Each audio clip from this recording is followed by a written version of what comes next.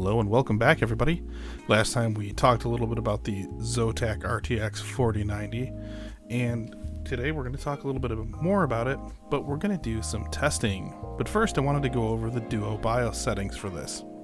So dual BIOS means that if you just come and push this little physical button right here, it'll change that red light to green. And now the graphics card is going to restrict its performance a bit because it's going to be running in a quieter mode. I don't know why anybody would want to do that.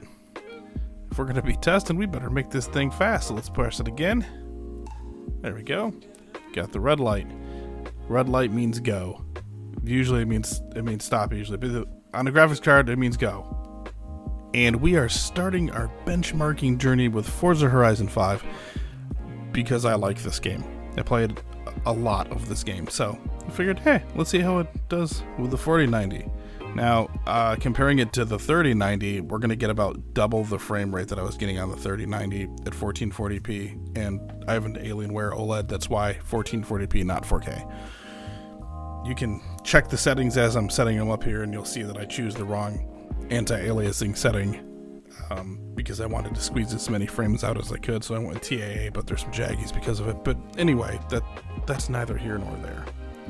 The obvious question you might have, though, is why I didn't start with Cyberpunk 2077, as that game was linked heavily to the marketing for the 4090, and honestly, it's just because I want to compare it directly to the 3090. And I'm going to do that in this video, which is easy because plebs like me don't get access to the DLSS 3 version of Cyberpunk just yet. So it's the DLSS 2, both on the 3090 and the 4090 when I do that comparison. But we'll get to that when we get to that. For now, I just want to talk a little bit about what the experience was like here in Forza Horizon 5. And I'm going to skip way to the end right now, though, and I'm going to mention something that I found amusing, which is that on the results screen here, if you look closely, you'll notice that the game suggests the low preset for my computer, which has an i9 12900K, 36 gigabytes of Corsair Vengance 3600 DDR4 memory, and an Aero Gigabyte DDR4 Z690 board. So I thought that was kind of amusing that a 12900K and a 4090 in the game's like, whoa, buddy, that's not very good. You better put this on low. But that amusing quirk, and it's not the only game that does that too. Half-Life Alyx, for whatever reason, with the 3090 at least, suggested low presets too. I'm not sure why, but anyway, back to the Forza Horizon one here. You'll notice that the frame rate up in the corner there is just ever so lightly tapping 170 and then getting down into the 140s. Now, that's a pretty big difference in frames, to be honest with you, from 140 to 170. I mean, 30 frames is a large jump. But it didn't feel like it when I was playing. It felt really smooth, which is weird because normally speaking, if you're experiencing large gaps like that, like a 30 frames per second gap from your high to your low, you're going to notice that it's going to feel choppy. Even if it's over 100 frames per second, it's not going to feel very good because the difference is going to be noticeable. But in this game, when I was actually playing it, it wasn't all that noticeable, and that's down to frame timing, I would think, and some smoothing. But yeah, it's really good. But here's our results. We capped at 150 FPS according to this, and that's of course an average. But let's get on to some other benchmarks now. Alright, and here I am flying around in my car in a modded version of Cyberpunk 2077. We've got the 4090 footage on the left side of the screen, 3090 on the right. And honestly, they're pretty comparable. The 3090 is running at about half of the frame rate as the 4090. 4090 is doing anywhere from 80 to 100 frames.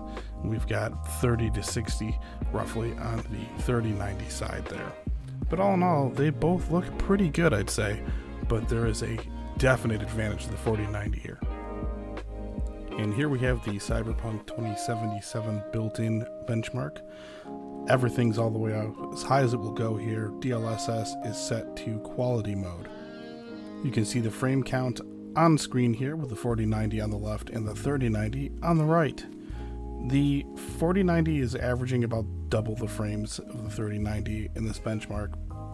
Shouldn't be too surprising, but it's a pretty solid result, of course, for the 4090.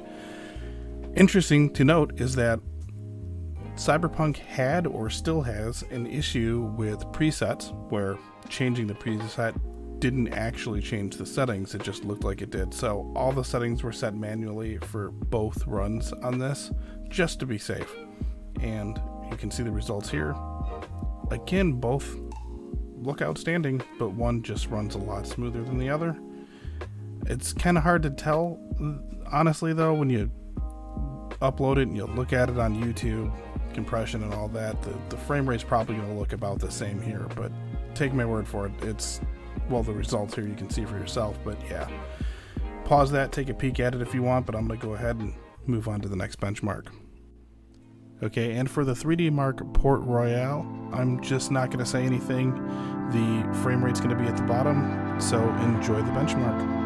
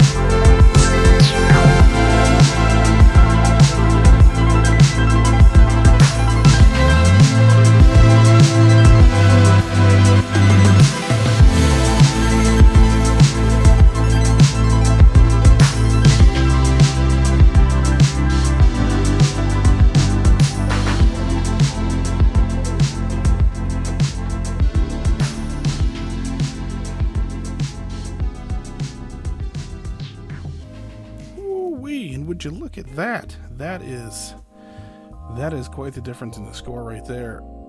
Even from one generation to the next, this is a significant leap forward.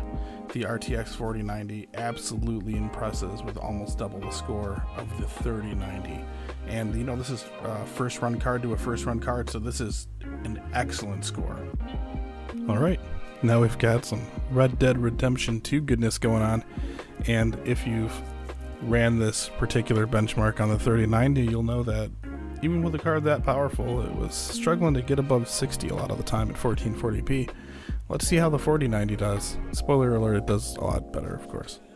But that's not really what I wanted to talk about while this is playing in the background anyway. I wanted to touch on some of the features of the Zotac that I think are great, and some of them that I think are not so great. I'm going to start with the not so great. It's just one thing.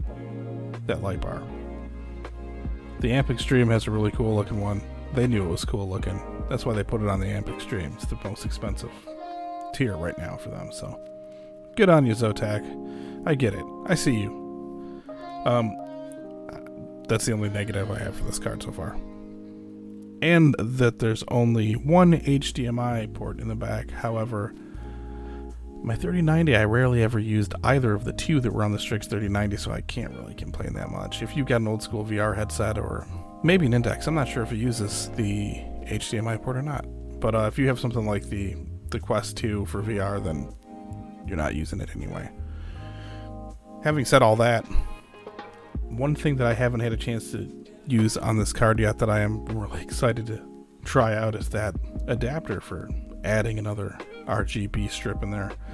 I think it's really cool that they allow you to link one directly to the graphics card. So any lighting changes that you apply to the graphics card will theoretically be applied to that as well. It's going to look really cool in the case when everything's all synced up together. Now, I'd like to talk to you a little bit about how I got my card and why you shouldn't do this.